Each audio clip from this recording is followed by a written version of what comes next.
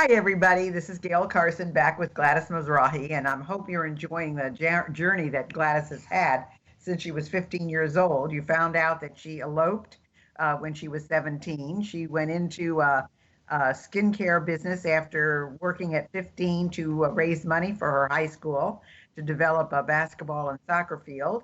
And then she went into investments, and after that, she went into the event business. Although she was doing events all along, and now she is in the event business all by herself.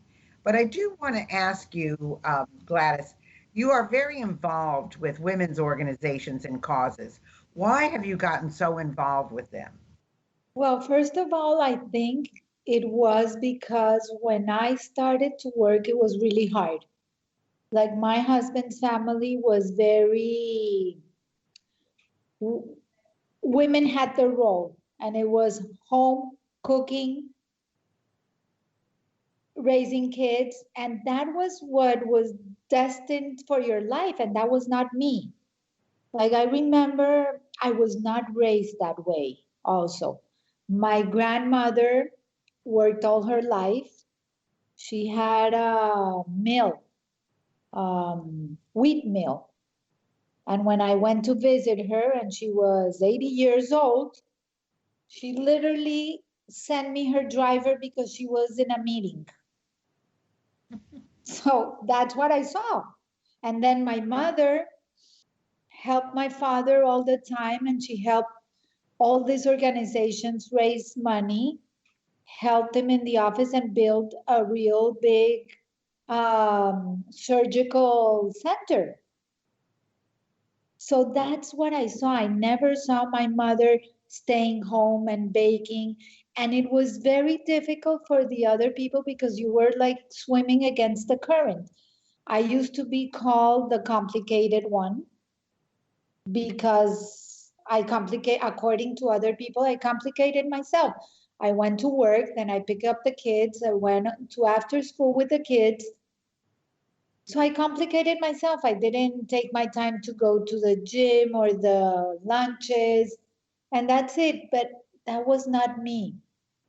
So it was very unfair for women working, and that's why. I also feel that women should have their independence and not have to stay with with a husband just because they don't have money. And I've seen many friends of mine in that position. So Yeah, it's that's true. That is so true. You're right. And it's funny because even though, I certainly was raised in the United States, um, my mother, and this was very interesting to me, my mother never completed high school because in those days you went to work to send your brother to college. But she yeah, was the wisest woman I ever met. I mean, she raised my sister and I to know that we were going to have to support ourselves. She used to tell us, yes, you're going to college, and when you get out, you better be able to support yourself because you can't depend on anybody to take care of you, and you always need to be able to make your own way. And that was really different for a woman that was raised in that other time.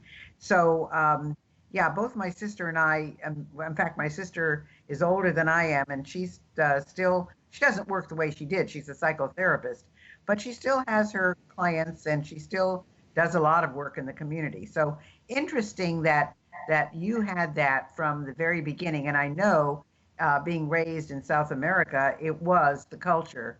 The woman stays home and takes care of the man, makes sure everything is all right, takes care of the kids, makes sure the home is beautiful, and no, you don't work. So that is really fabulous. But then, you do that anyway. That doesn't mean of that you course, cannot take care of your home, and but it's difficult because you're like being they take you into they take you accountable for that. Like your house needs to be perfect, even though they don't give you a break because you're working.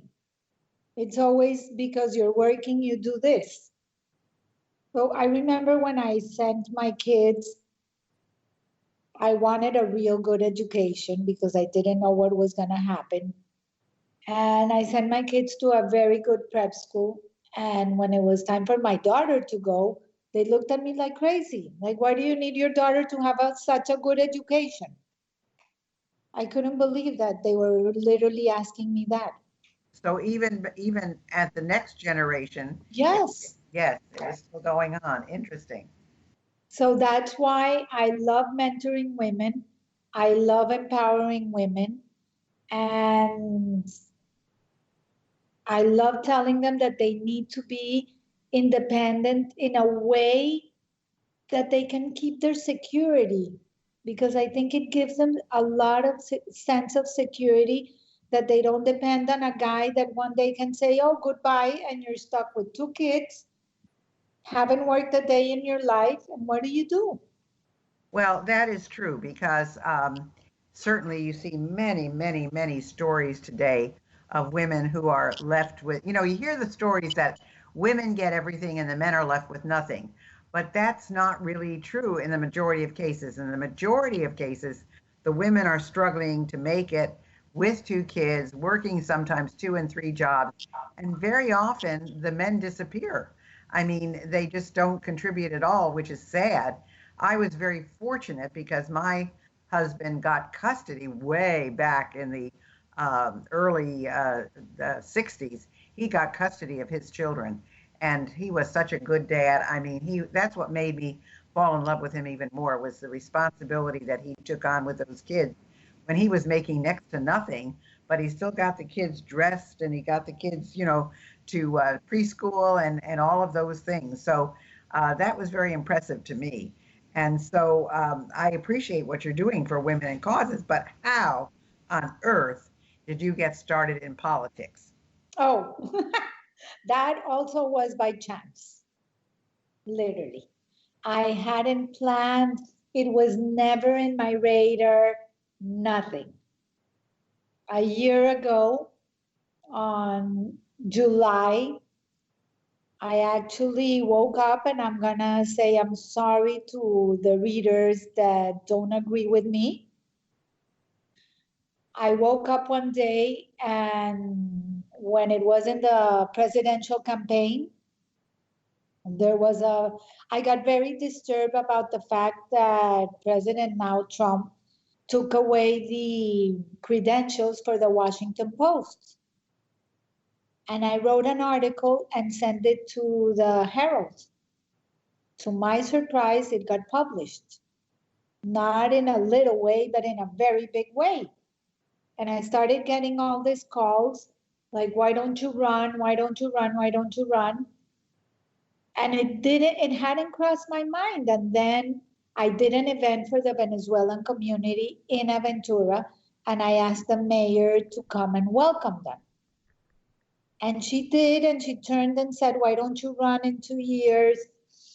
You fit the profile. People from South America are coming into Aventura. Think about it. And then I went to a mentor of mine who has been amazing since I got here. And I told her what had happened. And to my surprise, she got up, called the city, printed something, and said, you have 3 days to file for this election.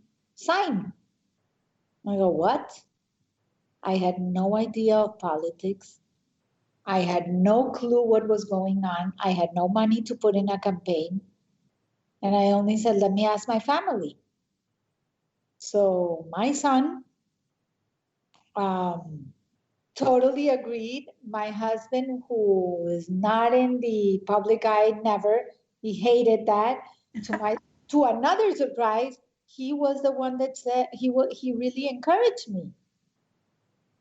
And I signed the paper. I really didn't know what I was doing. So I got the names of a few people that could be campaign managers.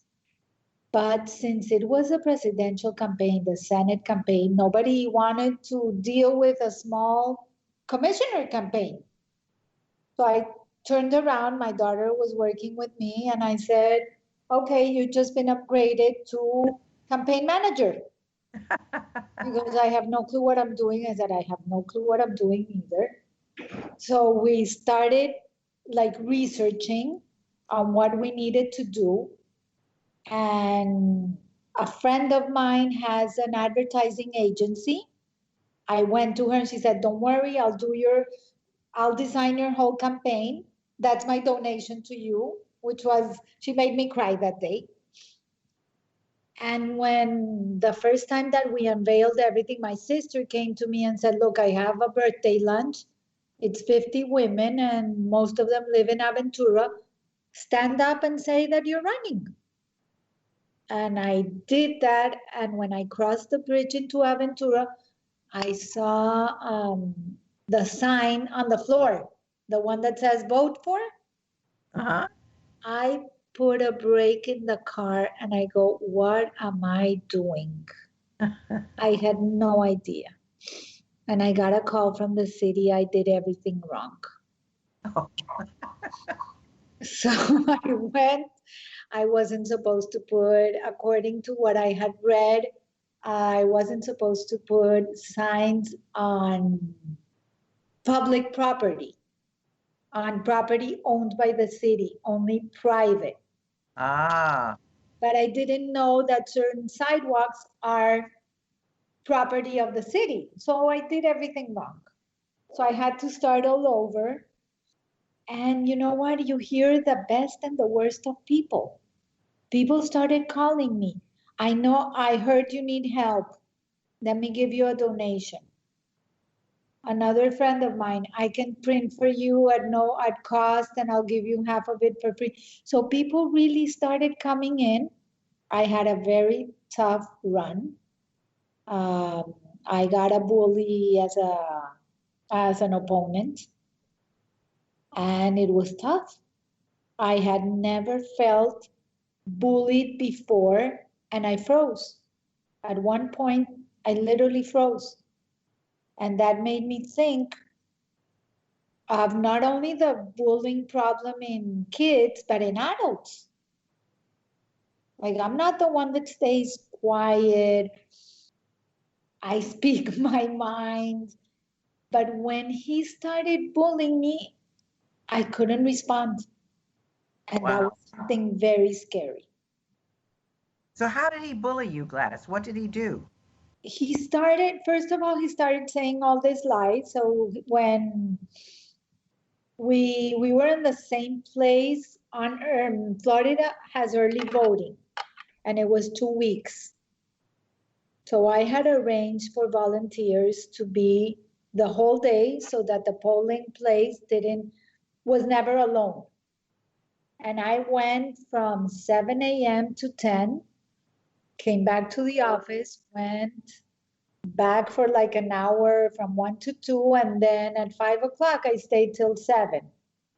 And when he was there, his mother was there, they started telling people, oh, she's been in Aventura 18 years and has never done anything. And then started, well, tell, what have you done? What have you done? So he attacked in such a way that you shut down. Instead of responding and instead of being able to respond, like I have done this, this, and this, the first time I blocked. I told you to block myself. I had to go home. I called my sister, who's a clinical psychologist, and I said, how do I deal with this? Literally, how do I deal with this? And it took me like 2 days to really get back in track, and I did it and I fought back. But that feeling was horrible. Well, it's interesting because people don't think about what goes on in politics as bullying, but it is. And people experience this bullying at work. I mean, if one person doesn't like another person or is jealous of another person, there is bullying that goes on. And very often, you're right, Gladys, people shut down. They don't know how to respond. They don't want to call the other person out and make it miserable for them, but they're miserable themselves. So yeah, it's a very interesting point that you're bringing up, the bullying of an adult person who, you wonder how people react. So that's very interesting but you won. That's the important thing. You won. So that was the important, but what I was thinking in that sense is, when people experience bullying in their workplace, either they have to take it in or they quit. And sometimes people quit on very good jobs because of that. Exactly. I didn't have the choice. I had to stay there for 2 weeks and finish it. And then his mother also was very bullying to all my volunteers. So, but you have to take a step back, see what's going on, get support. I did get support from my sister. So it made me, the next day I woke up like really strong again. I thought, I'm not gonna let this guy bully me anymore. I know exactly what I'm doing. I'm right in what I believe, and he's not gonna do this to me. My only thing was that when, yes, we won, my daughter was so mad that we didn't win on a bigger scale. Well, I hope everybody that's listening is getting all of this. I mean, Gladys started when she was 15 and she has never stopped. And she didn't stay in one industry. When that industry shut down or didn't work anymore or didn't give her what she needed or she ran into so much conflict that it wasn't worth staying, she changed. And the important thing was she was successful at everything she did, even though it took some time to acclimate to these different areas. And even in her personal life, with getting involved with women's organizations and causes and politics, she did all of this facing a lot of adversity as well. So for those of you who are out there that are saying, oh gosh, it's too late, I'm 60 years old, I'm 65, I'm even 70, there's no reason to stop. If you love what you do and you're good at it, you can do this forever and ever and ever. And I think that's the key here is that I know Gladys will never stop. So besides these things that you've told us, what other challenges have you faced, Gladys? Well, let me tell you something for the listeners. I call it, when you go to a party and you start dancing and they play a slow song and then they play a Latin song and then they play an American and you just change the way you dance Right. to the music they play. Okay, that's exactly what happens in life. You need to be able to accommodate to the next song. And it's never too late for anything. That's the point. That's the whole purpose of at least my show is to let people know what is waiting for them. I mean, this to me, when women hit 50, to me, this is their best time. I mean, usually, hopefully, the kids have left the roost, although sometimes they do keep coming back. But in most cases, you have the chance now to do all the things that you said you couldn't do before. Unfortunately, a lot of people think, oh, it's too late, or I'm too old, or who would hire me. And from what you just heard from Gladys and me, is that people are looking for people who are over 50, who are steady, who are reliable, who will do the work, who will come in and say, yeah, whatever has to be done, I'm here to do it. And that's the key, because if you even haven't had work experience, you certainly have had life experience. And that makes a big, big difference. Well, for those of you who are thinking that it's too late, another of my examples is my dad. He's a plastic surgeon. He was kicked out of the hospital where he did surgery because he was 85. So they said it was a liability. So they kicked him out and he went to little towns to do surgery to people that couldn't pay. And now he's 91. He writes the books that you study in medicine, and he still wants to learn something else. So for him, it's not that he's 90 something, he keeps on going. So I think that's also the example that I've seen, that it's never too late. You're going to It- sit it- down and wait? No, you're going it to is. enjoy life. You know, that's so true. I mean, I've read examples of people who have gotten their high school diploma at 90, who have gone on to college at 90, and people are thinking, why in heaven's name would you do that? Well, because it's important to them. It keeps them going. It keeps their minds fresh and active. And you know something? When they go to school with these younger kids really wake up and say, you know, this is fabulous. I love having this person. They don't get ridiculed. The people really like them in their classes because they're very meaningful to them. And that's so important. I mean, I think that's great. I think that's just terrific. Hats off to your dad. And he, of course, is setting a wonderful example for you to carry on for a very long time. So we're in our last bits of this wonderful, wonderful interview. We have about 4 minutes left. What have we not talked about, Gladys, that you would like to tell our listeners? What have, you know what? The most challenging things have been balancing, and I think it's with every woman out there that wants to do everything, is learning not to be superhuman. Because I know that we have 10 hands. We want to be the perfect wife, the perfect mother, the perfect business person, and we can't. So the biggest challenge for me has been saying no to some things. I always say yes to everything, and that's the biggest challenge. You know, I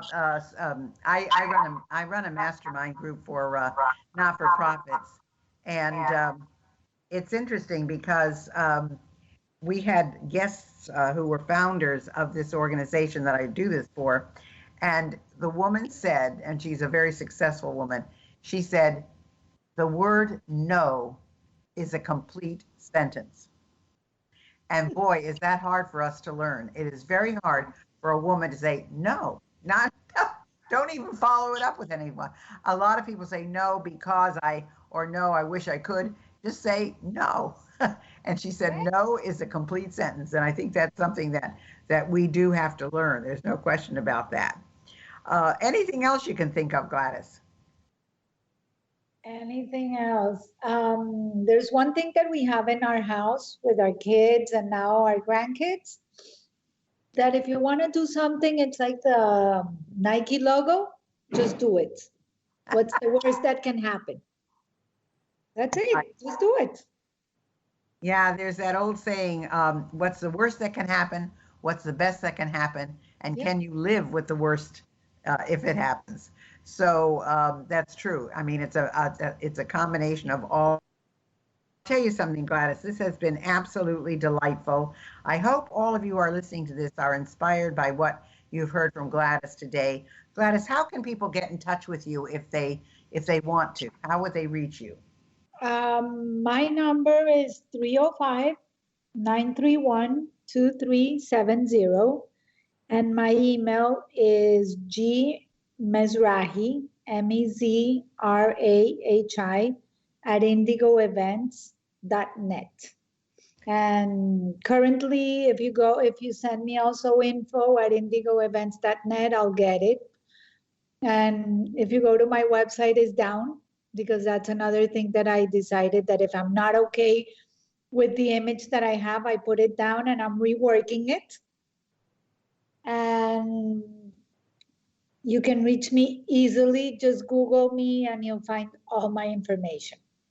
Fantastic. Well, again, her email is gmizrahi, Mezrahi, at indigo, INDIGO, events.net. She's given you her phone number. And I hope you get in touch with Gladys, because she's a terrific entrepreneur and she's a terrific event person, and she's got a wonderful background for you to work with. So thanks so much for being with us today, Gladys. We really enjoyed having you, and the best to you in the future. Thank you so much, Gayle. I really enjoy this. This was like a going back trip on everything I've done. That's great.